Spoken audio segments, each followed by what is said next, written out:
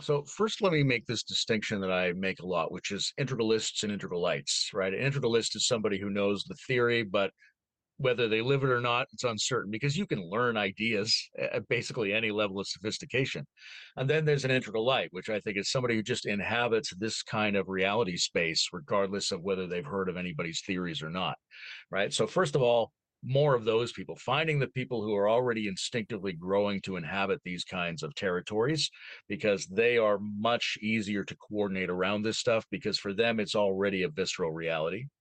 Second is, like I was saying a minute ago, visceral practices inside. So it's one thing to be able to say, I affirm both autonomy and communion. It's another thing to go, well, maybe I could actually build a mental shape that when I say it says both of them automatically, right? I spent a lot of time trying to build those sorts of high grade meta level philosophical structures so that by its very nature, like a Mobius strip, it's got both options built into its very architecture. That's great, but that doesn't change you. In order for you to become the kind of person that can participate in communities that instantiate this stuff, you have to deal with it in terms of your own attraction to these things, right? Inside yourself, you're like, oh, I really want more autonomy, more individuality.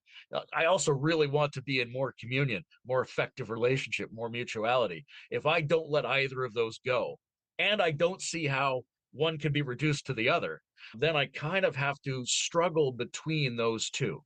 And the stronger the attraction to both of them, and the more I refuse to let myself put one of them down, the more a kind of turbulence that slowly smooths out begins within myself.